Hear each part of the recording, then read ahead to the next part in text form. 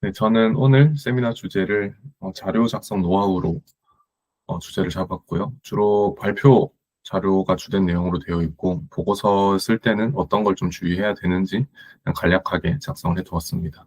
그리고 이 내용 자체가 제가 이제 컴퓨터 공학 쪽으로 많이 공부를 했다 보니까 아마도 컴퓨터 공학도 분들께 좀 많이 맞춰진 그런 노하우다라고 이해하시면 될 것 같습니다. 네, 목차는 다음과 같습니다. 전체적으로 이 내용이 어떠한 내용들이 담겨져 있는지 들어가기 전에 설명드리고, 그리고 발표자료 작성을 어떤 식으로 저는 작성하고 있는지, 그리고 어떤 식으로 작성하기를 추천드리는지 말씀드리고, 세 번째로 이제 보고서 작성을 할 때도 어떤 식으로 주의해야 할지 말씀드리고, 마지막으로 이제 정리 부분에서 발표자료랑 보고서로 작성법에 대한 전체적인 내용 정리하고 마무리하도록 하겠습니다. 네, 들어가기 전입니다. 여러분들께서 특히나 이제 신입분들께서 발표 자료나 혹은 보고서를 작성할 때 시작을 어떻게 해야 될지, 내용은 무엇을 넣어야 될지, 그리고 자료가 어느 단계까지 상세해야 되는지, 자료 작성 시에는 어떠한 점을 지켜야 하는지, 또 어디까지 작성하고 검토를 요청해야 되는지, 그런 등등에 대한 궁금증을 가질 수 있을 겁니다. 그래서 이러한 분들께 이제 도움을 드리고자 자료 작성 노하우를 세미나 주제로 선정했습니다. 제가 이제 대학원, 이제 회사에서 다양한 행사를 거치면서 다져진 노하우를 이제 발표드리도록 하겠습니다. 전체적인 생각해보니까 이 내용이 전체 다 안 들어가 있긴 한데 뭐 그 부분은 Q&A로 일단 최대한 해결해 볼 수 있도록 하겠습니다. 네, 발표 자료 작성법입니다. 제가 생각하는 거는 일단 발표 자료는 공통적으로 지켜야 될 부분이 있고, 그리고 발표 자료의 성격에 따라서 뭐 보고 자료가 될 수가 있고, 아니면 뭐 설계 문서가 될 수가 있고, 그런 등등의 성격이 있을 겁니다. 그런 성격에 따라서 또 달라지는 부분, 총 두 가지 부분으로 나누어서 작성할 수 있을 것 같습니다. 네, 가장 먼저 공통적인 부분입니다. 네, 총 4개, 좀 가장 최대한 좀 쉽게 설명드리기 위해서 네 가지 항목만 좀 추려서 설명드리겠습니다. 첫 번째로는 헤더의 위치, 발표 자료의 헤더의 위치와 글자 크기는 항상 동일하게 작성을 해주셔야 되고, 그리고 한 페이지에는 너무 많은 정보를 담지 않도록 주의해 주셔야 됩니다. 그리고 이제 책을 읽듯이 발표 자료도 위에서 아래, 왼쪽에서 오른쪽의 순서로 작성을 해 주셔야 되고요. 그리고 큰 것, 이제 숲부터 먼저 그리고 작은 것, 나무, 이제 순서로 설명드려 식으로 이제 발표 자료가 작성되어야 합니다. 이제 큰 것의 경우에는 뭐 개요나 이 자료가 어떤 것을 구성하는지를 전체적으로 설명을 하고 그 뒤에 각각 개요에서 목적을 달성하기 위해서 어떠한 내용들이 담기는지 그런 부분들을 상세적으로 설명하는 부분이다라고 생각하시면 될 것 같습니다. 네, 가장 먼저 헤더의 위치와 글자 크기는 항상 동일하게 맞춰주셔야 됩니다. 발표자를 작성할 땐. 왜냐하면 자료가 전체적으로 통일성을 갖도록 해야 됩니다. 왜냐하면은 이러한 글자 크기가 수시로 변경되면은 저희 같은 지금 현재 보고 계시는 청중분들께서 내용을 인지하는데 시간이 조금 걸리게 됩니다. 한 가지 예시를 들어서 설명드리겠습니다. 이제 이 네모 박스가 하나의 발표 자료라고 생각하시면 될 것 같습니다. 지금 제가 발표를 할 때 뭐 시선 기준점 상실 설명을 드리고, 다음에 정보 흐름의 단절을 설명을 드리고, 전문성 저하 등등 이런 것들을 설명드릴 때 계속 이제 헤더, 이제 시선 기준점 상실이라고 적혀 있는 헤더가 위로 올라가고 다음 헤더가 또 밑으로 오고, 그러면 뭐 이 밑에 올 거라고 청중은 예상할 건데 또 위로 올라가고 밑으로 가고 이렇게 되면은 청중이 어디에 눈을 둬야 되는지 그런 문제가 발생하게 됩니다.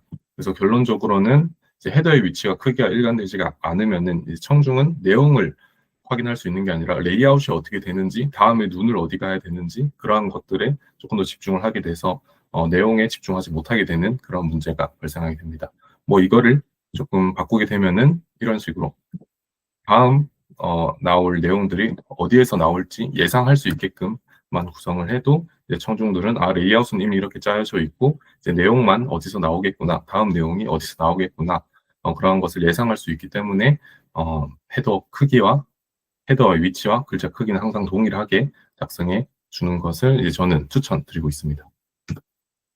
네, 그리고 한 페이지에는 너무 많은 정보를 담지 않도록 주의해야 됩니다. 한 페이지에는 이제 오로지라고 좀 작성하면 좀 그렇긴 한데 아무튼 최대한 하나의 정보만 담아서 전달하는 것을 목적으로 해야 됩니다. 그리고 하나의 정보만 담아 전달을 하고 가장 마지막 페이지에는 전달한 정보들을 한 번에 모아서 최종적으로 정리해서 전달하는 것도 꽤나 중요한 부분입니다. 다음과 같이 이제 TSN을 설명드리기 위해서 제가 슬라이드를 이런 식으로 구성을 하게 되면은 조금 극적으로 표현하기 위해서 막 넣어봤는데, 뭐 아시는 분들께서는 TSN의 개요가 어디에 들어있고 GPTP가 어디에 들어있고 QBV가 어떻게 들어있고 뭐 QAV가 뭐가 되어 있고 성능은 각각 어떻게 되는지 등등이 보이실 텐데, 뭐 신입 분들이나 뭐 TSN을 잘 모르는 분들에 대해서는 이러한 정보를 어디를 눈을 둬야 되는지, 그리고 각각의 요소들이 어디에 배치되어 있는지 모를 수가 있습니다. 물론 TSN 아시는 분들께서도 이 자료를 보게 되면은 대체 뭐를 설명할 것인가, 이 발표자가 대체 무엇을 보여주기 위해서 이 자료를 만들었는지 파악하기 힘들 수가 있습니다. 왜냐하면은 너무 한 페이지에 많은 정보가 담아 있기 때문입니다. 그래서 이거를 약간 수정하게 되면은 먼저 TSN의 개요를 해당 페이지로 전체적으로 설명을 드리고, 싱크로나이제이션을 위해서 뭐 GPTP라는 그런 표준으로 이제 뭐 해결할 수 있다라고 말씀드려요. 아무튼 GPTP라는 기술을 통해서 이제 TSN의 싱크로나이제이션을 지원할 수 있다라고 이제 설명을 드릴 수 있고, 뭐 타사나 특정 제품의 경우에서 어떠한 성능을 이제 나온다 이런 식으로 구성할 수 있고, 마찬가지로 레이턴시도 뭐 QBV를 이제 설명할 수 있습니다. 뭐 QBV도 성능도 어느 정도 나온다 이런 식으로 하고, 뭐 최종적으로는 자사나 타사 제품 등등이 성능이 어떻게 구성된다 이런 식으로 각 페이지에는 하나의 정보만 담아서 전달하는 것을 추천이 아니라 이렇게 전달을 돼야 합니다. 네. 뭐 계속 말이 이상하네요. 아무튼 이렇게 작성해 주시기를 추천드리고요. 그리고 발표 자료는 항상 위에서 아래, 왼쪽에서 오른쪽의 구성으로 작성이 돼야 됩니다. 왜냐하면은 청중들은 책을 읽은 이미 경험을 갖고 있습니다. 그래서 어떠한 텍스트를 읽고 자료를 접할 때는 자연스럽게 책과 같은 방향인 위에서 아래, 그리고 왼쪽에서 오른쪽 흐름으로 읽습니다. 이거는 대부분의 이제 발표자를 작성하거나 그럴 때 표준이라고 하긴 좀 그렇긴 한데, 아무튼 왼쪽에서 위쪽이랑 오른쪽에서 아래쪽이 정보가 어떻게 전달되는지, 정보의 중요성을 어떻게 구별하는지를 이렇게 네 개의 표 같은 형식으로 좀 구성을 해봤습니다. 뭐 왼쪽 위에가 당연히 책을 읽을 때 가장 먼저 눈이 가는 곳이기 때문에 정보가 가장 많이 청중에 전달되는 부분이고요. 오른쪽 아래가 청중이 가장 신경 쓰지 않는 부분이라고 이해하시면 될 것 같습니다. 그래서 이제 왼쪽 부분은 전 다 중요하다고 생각을 합니다. 왼쪽 부분에는 이제 자료의 핵심이 되는 부분, 그리고 자료를 한 번에 나타내는 그림, 그리고 설계 자료의 경우에는 이제 아키텍처 그림이 될 수가 있고, 분석 자료의 경우에는 뭐 그래프나 표 등이 될 수가 있습니다. 그리고 그래프나 표 등이 여기에 표시가 되면은, 그리고 자료를 보충하는 부분이 오른쪽 위에 이제 저는 대부분 구성을 하고요. 자료를 보충하는 부분, 뭐 이 아키텍처나 그래프 등을 설명하는 글 등이 작성되어 있고, 오른쪽 하위는 이제 청중이 많이 놓쳐게 되는 부분입니다. 이 부분은 놓쳐도 큰 의미가 없는 부분이고, 설명을 추가로 보충하는 글 등이 작성될 수 있는 부분입니다. 네, 그리고 네 번째는 이건 뭐 다들 발표 자료를 작성하실 때 이 부분은 항상 고민하고 작성하시는 걸로 보여서 크게 핵심적인 가치는 안 보이긴 하는데, 대부분 글들이 그렇게 작성되어 있는 것을 토대로 다들 글을 쓰시니까요. 그래서 뭐 이어서 말씀드리자면, 자료의 목적과 핵심이 되는 부분은 앞 슬라이드에서 설명을 하고, 이후 슬라이드에서 각각의 목적을 달성하기 위해서 이런 핵심들을 어떻게 이뤄낼 것인지 각 뒤에 슬라이드에서 상세히 설명하는 방향으로 진행을 해주시면 좋을 것 같습니다. 뭐 한 페이지로만 구성을 하긴 했는데요. 슬라이드가 다음과 같이 구성이 되어 있고, 개요로는 어떠한 스트리밍 서비스 애플리케이션을 개발을 하는 목적으로 발표자를 작성하게 되면은 개요 페이지를 하나 작성해 줄 수 있을 겁니다. 개요 페이지에서 어떠한 스트리밍 서비스를 구현할 것인지, 그리고 여기서 무엇을 설명할 것인지를 개요에 설명을 드리고요. 자료의 목적에서는 서비스 품질을 확보하기 위해서 그리고 확정성과 안정성을 갖추기 위한 스트리밍 시스템 구현 방향을 제시하는 것을 본 자료의 목적으로 할 수 있고요. 그럼 이 두 가지 내용만을 토대로 이 슬라이드의 목적과 뭐 방향은 이런 거구나라는 거를 청중은 인지를 할 수 있게 됩니다. 그래서 그 뒤에 자료 흐름을 토대로 이 아키텍처 이것을 구현하기 위해서 아키텍처는 어떻게 되고 그리고 이것을 구현하기 위해서 활용할 인코딩과 전송 프로토콜은 또 어떻게 될 것이고 그리고 확장성과 장애 대응을 하기 위한 기능은 무엇을 제공할 것이다. 이런 식으로 이 세 가지 앞에서 큰 것을 설명드리고 뒤에서 이 큰 부분에 대한 작은 것들, 상세한 부분들을 이어서 설명하고 마지막으로 뭐 개인적인 뭐 견해나 그러한 것들 정리해주는 방향으로 마무리를 하면 좋을 것 같습니다. 네, 그리고 이제 공통적인 부분을 넘어서 이제 발표 자료의 성격에 따라서 달라지는 부분으로 세 가지를 이제 저는 생각을 해보았고요. 물론 이것 말고도 더 많은 자료가 있을 텐데 그 부분은 뭐 각각 분들의 노하우에 따라서 좀 다르게 작성이 될 수 있을 것 같습니다. 저는 이제 설계 자료랑 보고 자료, 내부 자료 세 개에 따라서 이제 달라지는 부분을 좀 추가적으로 설명드리도록 하겠습니다. 이 부분이 정말 컴퓨터 공학도에 맞춰진 부분이라서 아마도 하드웨어 분들께서는 좀 관심도가 많이 떨어질 수도 있습니다. 네. 네, 설계 자료는 일단 소프트웨어 같은 경우는 UML이라는 소프트웨어 설계 툴을 통해서 주로 설계를 하는데 주로 저희 회사 같은 경우는 개념 설계까지 하고 이제 상세 설계는 주로 안 하는 경우가 안 한다라기보단 상세 설계는 개발자에게 맡겨서 진행하는 경우가 있습니다. 이때 개념 설계에서는 데이터 플로우 다이어그램이나 이제 컴포넌트 다이어그램을 사용할 수 있을 겁니다. 이 부분은 뭐 인터넷에 검색하시거나 아니면 예전에 공부하셨던 책을 살펴보시면은 좀 다양하게 보실 수 있고요. 데이터 플로우 다이어그램의 경우에는 각 단계별로 상세히 설명하는 부분인데 각 단계별로 0단계에서는 어떠한 컴포넌트 간의 데이터를 어떻게 주고받는지에 대한 설명이 이루어지고요. 그리고 각 단계로 넘어가게 되면은 특정 컴포넌트에서 X를 받게 되면은 Y가 출력될 때까지 어떠한 프로세스 흐름으로 데이터가 흘러가야 되는지 그런 설계가 작성되고 또 그 다음 단계에서는 더 상세한 단계가 이루어지게 됩니다. 뭐 저는 0단계로만 주로 개념 설계를 진행을 하고요.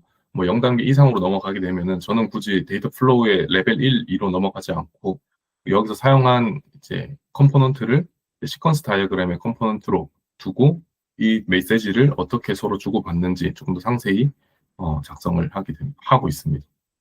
뭐 아무튼 개념 설계는 데이터 플로우 다이어그램의 레벨 0단계까지만 추천을 드리고요. 그리고 컴포넌트 다이어그램도 뭐 데이터 플로우 다이어그램 비슷한 형식을 갖고 있습니다. 그리고 상세 설계 같은 경우에는 앞서 말씀드렸던 이런 큰 컴포넌트에서 특정 데이터 포맷을 입력받았을 때 처리 과정을 정의를 하고요. 저는 주로 시퀀스 다이어그램이랑 상태 천이도라고 또 불리우는 스테이트 머신 다이어그램을 사용해서 상세 설계를 진행하고 있습니다. 뭐 보고 자료 같은 경우는 가업 현황에 대해서 발표할 때랑 그리고 성능 분석에 대해서 발표할 때 이 두 가지 경우가 있을 텐데 물론 더 많은 경우가 있을 테지만요. 저 같은 경우는 가업 현황에 대해서 발표할 때에서는 저희 회사의 템플릿이 거의 잡혀져 있습니다. 템플릿 잡혀져 있고 그 템플릿이 꽤나 좋은 템플릿이라고 생각을 해서 오늘 세미나 때 이 흐름이 어떻게 되는지 말씀드리겠습니다. 가업 현황에 대해서 발표할 때는 전체 가업 일정이 어떻게 되고 그걸 표로 구성을 하고요. 그 표 중에서 현재 단계는 어디인지 그리고 현재 단계를 설명드리고 그리고 그 현재 단계에 대한 현재 가업 현황, 뭐 개발 진행 현황이 어떻게 되는지 또 상세히 설명드리고요. 그 다음에 이제 전체 일정 중에서 또 다음 진행할 것은 무엇인지 또 상세히 말씀드리고 가업 현황에 대한 발표는 마칠 수 있을 것 같습니다. 그리고 성능 분석에 대해서 발표할 때는 개요, 앞서 말씀드렸다시피 이 성능 분석을 왜 하는지, 무엇을 목적으로 하는 건지 개요를 먼저 작성을 할 수 있고요. 그리고 이 앞서 말씀드렸던 개요에서 무엇을 위해서 이 성능 분석을 하는지를 말씀드리고 그 성능이 달성됐는지 아니면 달성되지 않았는지를 분석한 내용을 뭐 그래프나 표 등으로 정리할 수 있을 것 같습니다. 그리고 마지막으로 전체적으로 다시 한번 정리하고 결론을 내고 정리 후에는 개인적인 견해 등등을 포함해서 이제 성능 분석 발표 자료가 완성될 수 있을 것 같습니다. 그리고 앞서 말씀드렸다시피 이 공통적으로 작성하는 부분은 네. 공통적으로 작성하는 부분에서 이제 숲을 먼저 보여주고 나무를 보여주는 그런 방식을 항상 사용해야 된다라고 볼 수 있습니다. 그리고 뭐 프로젝트에 당연히 프로젝트를 주관하는 기관이 요구하는 그런 요구사항이 있으면은 거기에 맞춰서 당연히 작성해야 됩니다. 뭐 내부 자료는 크게 틀을 사용하지 않는 것으로 생각합니다. 왜냐면 회사 내부에서 간단한 회의를 목적으로 하는 자료이기 때문에 너무 상세히 들어가게 되면은 회의할 내용이 많이 없어지기도 하고 그러다 보니까 최대한 간단하게 구성을 하고 회의할 내용의 주제가 무엇인지 등등을 작성하는 것을 목적으로 하는 자료로 이해하시면 될 것 같습니다. 네, 말씀드렸다시피 뭐 설계 자료나 보고 자료와 같이 특정한 규격을 따를 필요는 없겠지만 앞서 말씀드렸던 공통적인 부분은 지켜서 작성해 주시는 것을 추천드리겠습니다. 그리고 당연히 이제 이 내부 자료를 요청하신 분의 요구사항은 반드시 모두 반영해서 작성해 주는 것을 이제 작성해 줘야 합니다. 네. 그 다음에 이제 발표 자료 작성법 이후로 이제 보고서 작성법을 추가로 말씀드리겠습니다.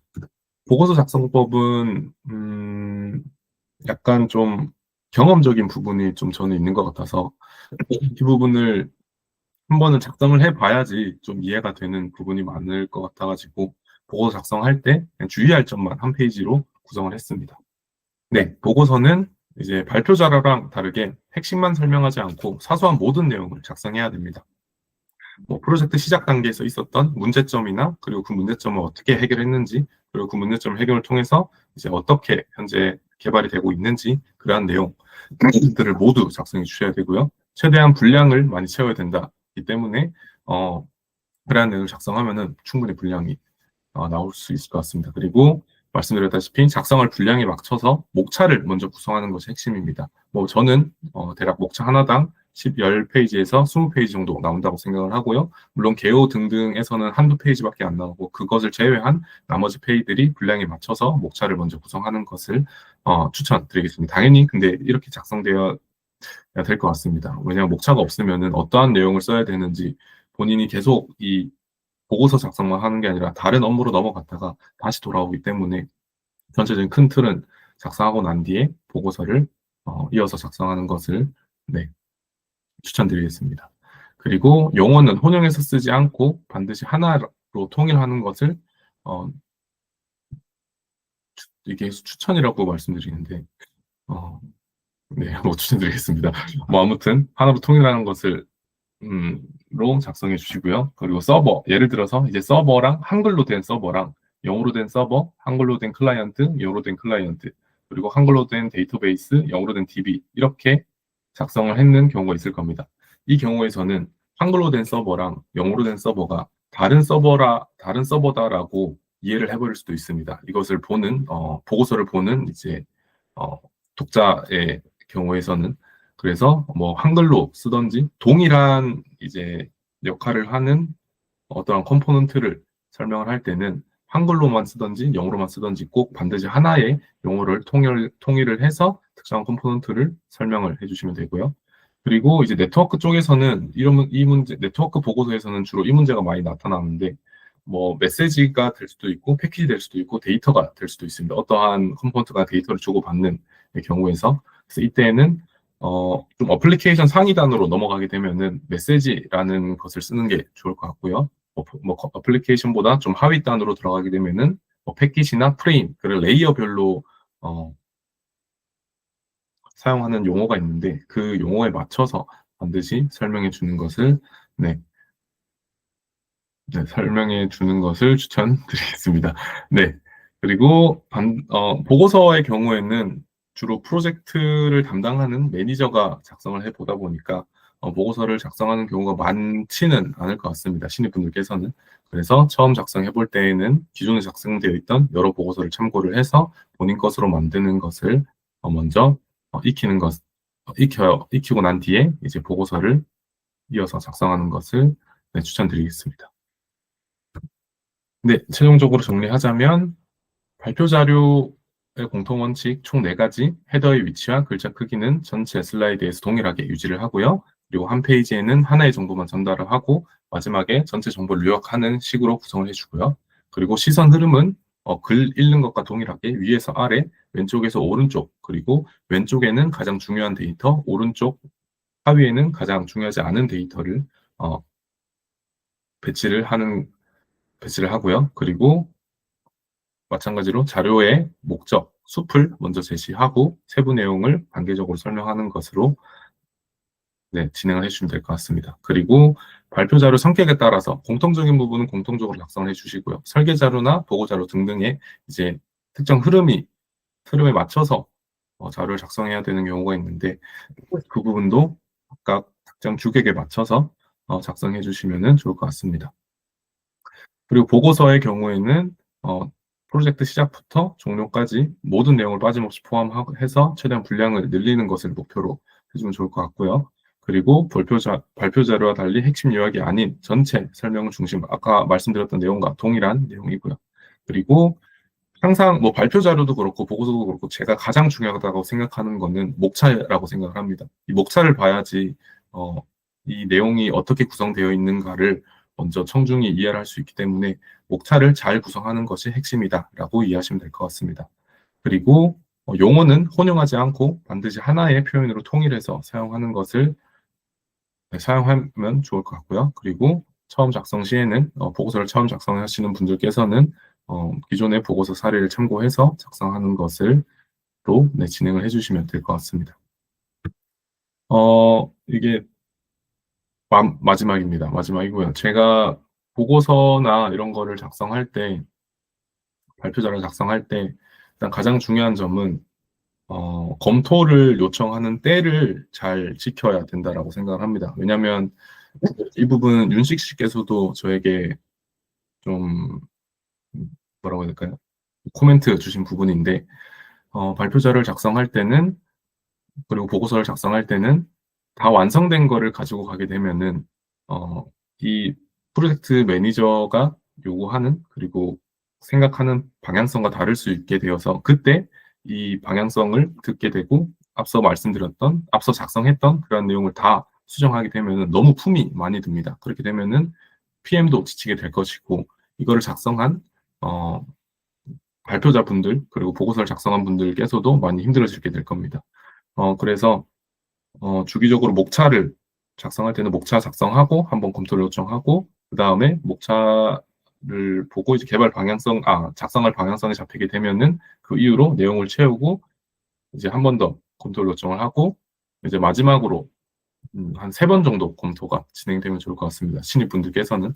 그래서 적당한 때를 이게 참 그 때라는 거를 어느 때다 이렇게 참 말씀드리기 어려운데 아무튼 그런 적당할 때를 잘 맞춰서 검토를 요청 주시면은 참 이제 PM과 이제 작성하신 분과의 싱크를 맞춰서 작성이 될 수 있기 때문에 조금 더 수월하게 자료가 작성될 수 있을 것이라고 생각을 합니다. 그렇게 네. 뭐 아무튼 마무리를 어떻게 될지 모르겠는데 그렇습니다. 제가 생각했던 노하우를 잘 받아서 이제 가져가실 분들은 가져가시고 이제 뭐 크게 본인의 노하우가 있으면 그 본인 노하우대로 잘 작성하셔서 뭐 업무를 마무리해 주시면 좋을 것 같습니다. 네, 뭐 두서없이 말씀드린 것 같은데 아무튼 발표는 마치도록 하겠습니다. 혹시 질문 주실 분 있으실까요? 네네. 성봉 씨께서. 네. 네, 저 잘 정리된 자료는 확실히 도움이 됩니다. 오늘 발표 자료 또 보고서 정리 알려주셔서 감사하고요. 질문이 몇 가지 있는데 첫 번째는 발표 자료에 코드를 넣어야 될 경우가 가끔 있는데 코드가 짧은 경우에는 문제가 없지만 그렇지 않은 경우에는 어떤 방법이 있을까요? 이거는 정말 저도 항상 중요하게 생각하는데 저는 일단 발표 자료에 코드를 넣지 않습니다. 네, 저는 절대로 발표 자료에 코드를 넣지 않고 이 코드를 넣게 되면은 이 청중은 이 코드를 한 번 더 해석을 해야 되는 문제가 있습니다. 그러면은 해석을 하다가 발표자를 넘어가게 되면은 이미 계속 청중 그 코드를 머릿속에 맴돌고 있어서 이 발표 자료의 흐름을 계속 인지하지 못할 겁니다. 저는 그래서 뭐 코드를 설명할 때는 그냥 간단하게 뭐 데이터 플로우 다이어그램이나 시퀀스 다이어그램, 스테이트 머신 다이어그램을 사용해서 이 코드를 한번 조금 네, 이런 설계 단계로 좀 설명을 하는 것 같습니다. 저 같은 경우에는. 네. 네. 그리고 또 두 번째 질문이 있는데요.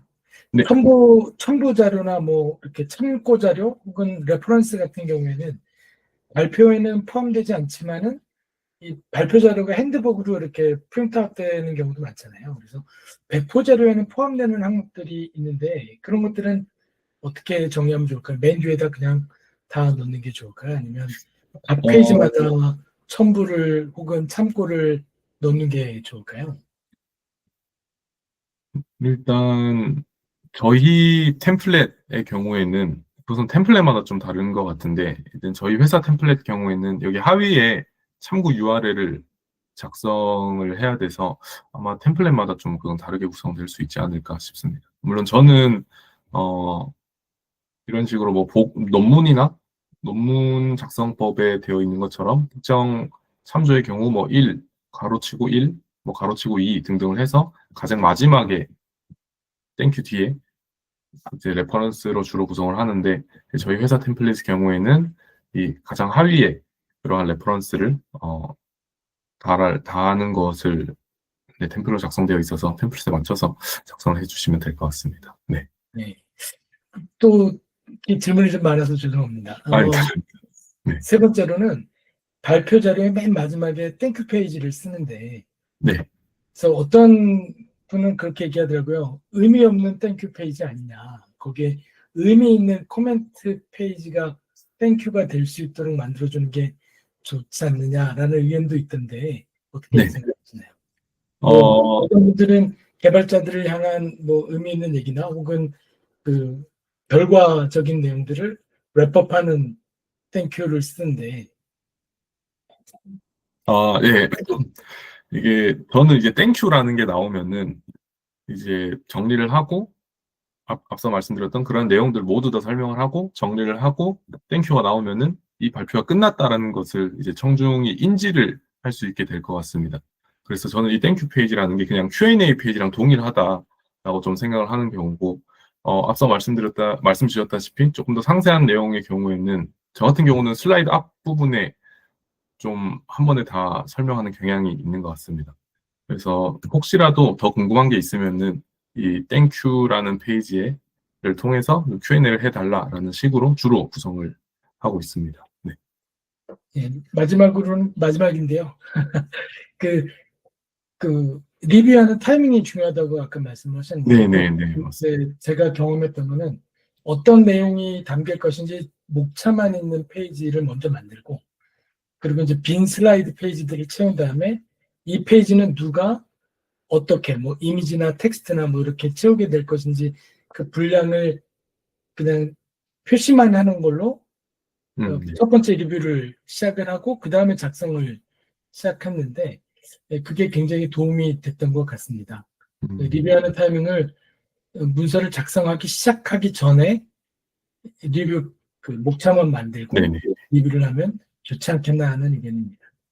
네네. 저도 동일하게 목차를 한번 작성하고 일체 리뷰를 받고 또 말씀 주셨다시피 그 다음에 각 목차별로 어떠한 내용이 들어갈지 등등을 이제 좀 추가적으로 작성을 하고 리뷰를 받고 이제 마지막으로 초안 그 내용을 토대로 이제 초안을 리뷰를 받는 그런 식으로 되면은 네, 좋을 것 같습니다. 네, 발표 감사합니다. 네.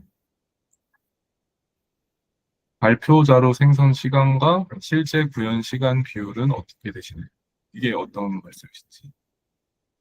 숲나무에서 세부 내용 없이는 설명 흐름이 불가능한 경우는 어떻게 하시나요? 제가 첫 번째 질문은 약간 이해가 안 되는데 두 번째 질문은 숲에서 나무로 넘어갈 때 세부 내용 없이는 설명 흐름이 불가능한 경우는 어떻게 하시나요?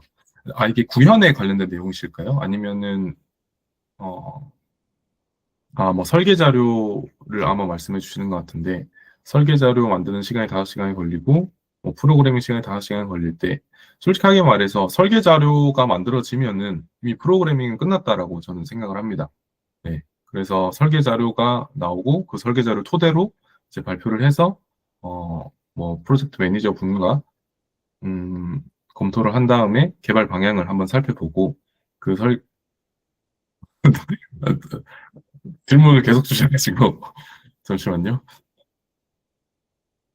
아무튼 제가 네, 말씀드린 중 이 부분은 제가 컨텍스트를 알고 있어서 그 지경 씨는 발표 자료 만드는데 너무 많은 시간을 사용하시는 경향이 있고요. 예, 발표 자료 만드는 시간을 최대한 짧게 하시는 게 좋습니다. 그래서 우리 회사에선 예쁜 발표 자료를 만들기보다는 핵심만 요약해서 전달하도록 하고 있어요. 그 이유는 발표 자료는 그냥 커뮤니케이션 수단이지 어디 나가서 예쁘게 전시해 놓으려는 목적이 아니거든요. 그래서 발표 자료 만드는데 많은 시간을 들이면은 원칙적으로는 뭔가 잘못하고 있다는 뜻입니다. 그리고 아마도 지경 씨께서 좀 시간이 좀 걸리는 이유는 앞서 말씀드렸던 공통적인 부분이 약간 한 번씩 안 지켜지는 경우가 있더라고요. 물론 이 부분이 다 맞다라고는 할 수는 없지만, 그래서 발표자를 작성하실 때는 좀 그러한 부분이 항상 통일적으로 되어 있으면은 좀 더 빠르게 업무 처리가 될 수 있지 않을까 싶습니다. 물론 이 내용이 지경 씨께 도움이 될지 모르겠긴 한데, 예, 그렇습니다. 답변이 되셨을까요? 네네, 알겠습니다. 네, 혹시 뭐 추가적으로 궁금하신 분들 계시면은, 뭐 저한테 따로 채팅을 주시거나 메일 주시면은, 최대한 답변 드릴 수 있도록 하겠습니다. 오늘 발표는 여기서 마치도록 하겠습니다. 네, 고생했습니다. 그 지훈 팀장님께서 마지막에 하셨던 말씀이 리뷰 받는 때를 검토를 받는, 맞아. 리뷰 받는 시기. 예, 지금 굉장히 중요한 말씀을 마지막에 하셨던 것 같고요. 결국 발표 자료는 그 저희 내부에서 커뮤니케이션 하는 거라면 리뷰 과정을 생략해도 괜찮아요. 왜냐하면 커뮤니케이션 하기 위한 수단이니까. 하지만 외부에 발표하는 경우에는 그 프로젝트를 관리하는 입장에서 이제 외부에 보내는 메시지잖아요. 그래서 메시지 관리가 굉장히 중요해요. 그래서 어떤 레벨로 어떤 부분을 중요하게 어떤 내용을 좀 더 많이 강조할 것인가는 PM이 알고 있는 경우가 많거든요. 그래서 PM에게 자주 리뷰를 받는 게 중요하고요. 우리 회사 같은 경우는 온라인으로 대부분 커뮤니케이션을 하기 때문에 자주 해도 괜찮아요. 네, 자주 리뷰 받고 자주 커뮤니케이션 하는 게 좋고요. 그리고 제일 마지막 페이지 같은 경우는 저희 회사 내부에서 땡큐는 그냥 뭐 Q&A 시간이어서 상관이 없고요. 제가 외부에 발표할 때는 항상 메시지를 넣습니다. 네, 심사위원들에게 뭔가 이렇게 좀 임팩트를 줘야 되기 때문에 심사하는 발표 자료는 땡큐를 넣는 경우는 없어요. 저는요. 항상 그 명확한 메시지를 넣어서 반드시 우리를 뽑아줘야 된다. 아니면은 반드시 이 제품을 사야 된다. 우리 말고는 뭐 딴 데 없다. 뭐 이런 이제 그 약간의 협박과 설득을 하는 메시지를 항상 집어넣습니다. 그래서 이게 기술 발표라면 뭐 땡큐 하면서 그다음에 Q&A 하는 게 정상적인 흐름이고 상대방을 설득하는 자료라면 제일 마지막에 내가 가장 강조하고 싶은 메시지를 추가하는 게 맞겠죠. 오늘 너무 좋은 발표해 주셔서 감사하고요. 우리 회사에서 문서를 굉장히 잘 쓰는 2인 중 한 명입니다. 박지훈 팀장님이요. 그래서 그 이제 박지훈 팀장님의 발표를 잘 새기시고 이제 좋은 발표 자료 만드시는 거 많이 연습하시면 좋을 것 같습니다. 오늘 세미나 감사합니다.